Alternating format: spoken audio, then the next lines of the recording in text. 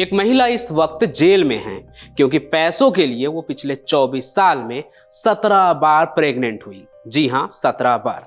अब आप सोच रहे होंगे कि ये पॉसिबल भी है या नहीं कि कोई 17 बार प्रेग्नेंट हो जाए और बच्चे को जन्म देते रहे।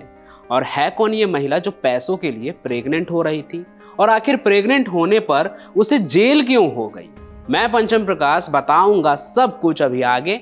बस आप चैनल को सब्सक्राइब कर लीजिए और देखिए पूरी कहानी। 17 बार प्रेग्नेंट होकर चौंका देने वाला जो ये मामला है वो असल में एक बहुत बड़े स्कैम से जुड़ा हुआ है।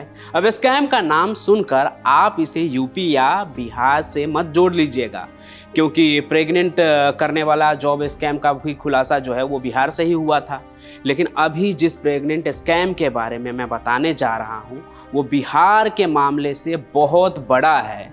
और स्कैम की ये कहानी निकल कर आ रही है इटली से, जहां बारबरा इयोले नाम की एक महिला ने 25 साल में बार बार प्रेग्नेंट होने का नाटक कर रही थी। एक दो बार नहीं, पूरे 17 बार। हर बार उसे एक लंबी छुट्टी मिली और उसे सरकार से लाभ भी मिलता रहा। बताया तो ये भी जा रहा है कि ऐसा करके महिला ने सरकार से 98 लाख रुपए से ज़्यादा हासिल कर लिए। और तो और साथ ही हर बार प्रेगनेंसी और एबॉर्शन के नाम पर वो मैटरनिटी लीव भी लेती रही। लेकिन जब उसने बीते साल दिसंबर में 17वीं बार बच्चा पैदा होने की बात कही, तब इटली के अधिकारियों को उस पर शक हुआ और उसके खिलाफ जांच शुरू हो गई। और फिर बारबरा इयोले नाम की इस औरत की पोल खुल गई।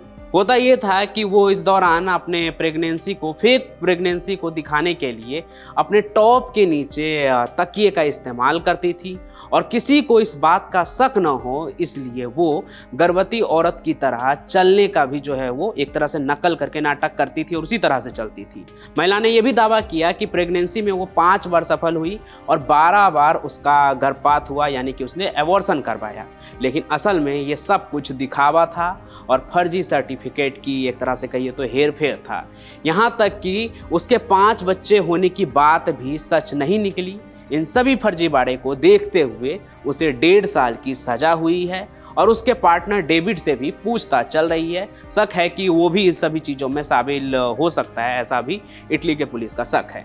मतलब ये तो एकदम बिल्कुल अलग तरह का स्कैम का तरीका था। अब इससे पहले आपने कुछ ऐसा देखा या सुना है या नहीं, ये आप कमेंट करके हमें ज़रूर बताएं। और हर रात 8 बजे क्राइम कनेक्ट पर देखना ना भूले क्राइम की एक चौंका देने वाली कहानी। हम फिर मिलेंगे नए सफ़र में, तब तक के लिए धन्यवाद।